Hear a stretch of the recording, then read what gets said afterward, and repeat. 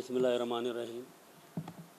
थाना factory area ने एक खसूसी डिकॉय ऑपरेशन आरपीओ फैसलाबाद और सीपीओ फैसलाबाद की हिदायत पर लगाया था उन मुल्ज़मान को ट्रेस आउट करने के लिए जो एटीएम से निकलने वाले लोगों को गन पॉइंट पर लूट लेते थे।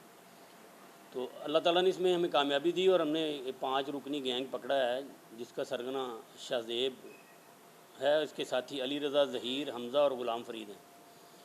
इन्होंने मुतअद्दिद वारदातों का इंकशाफ किया है और इन्होंने इनके कब्ज़े से 2 मोटरसाइकिल और 2.25 लाख रुपए की नकदी अब तक रिकवर हो चुकी है।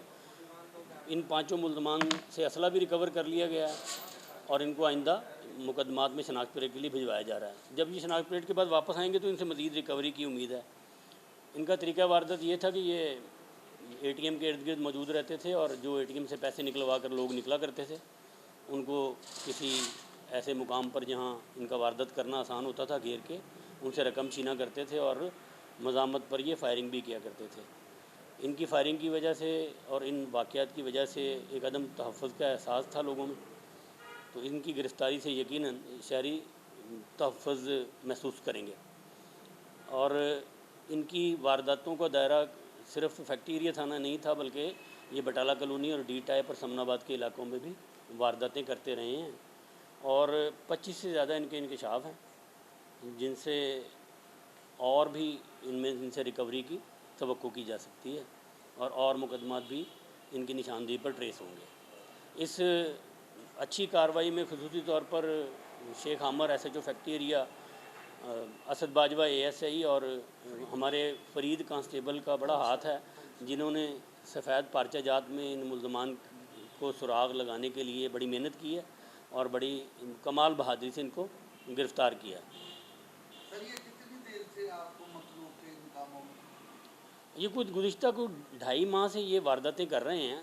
उससे पहले भी ये सरगोदा रोड के इलाके में इक्का दुक्का इस गैंग की कंपोजिशन ये है कि ये 3 मिलकर वारदात करते, एक मोटरसाइकिल पर बैठते थे और वारदात करते थे।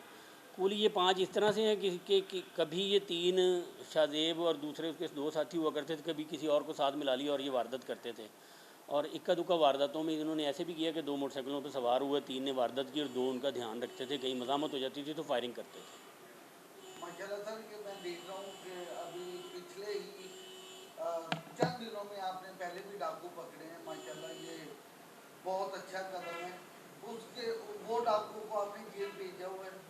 जी, आपको याद होगा कि हमने पिछले दिनों वो जो सबीना थिएटर पर फायरिंग करने वाला गैंग वहाँ भेजा था, वो शनाख्त परेड पर जेल में है। वो वापस आएंगे तो उनकी तफ्तीश मुकम्मल होगी।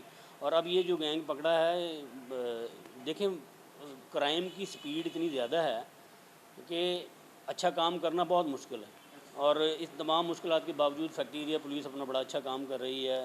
और ख़ास तौर पे ये हैरत अंगेज़ बात है कि इन दोनों गैंग की गिरफ़्तारी में एक फ़रीद कांस्टेबल का बड़ा किरदार है और SHO ने और असद बाजवा ने इसको बड़े प्रॉपर तरीके से इन्वेस्टिगेट करके इनको मुकम्मल किया है। गैंग ट्रेस करने में बात नहीं होती, उसको मुकम्मल करके उनसे रिकवरियाँ करना और उनको जेल भिजवाना बात होती है।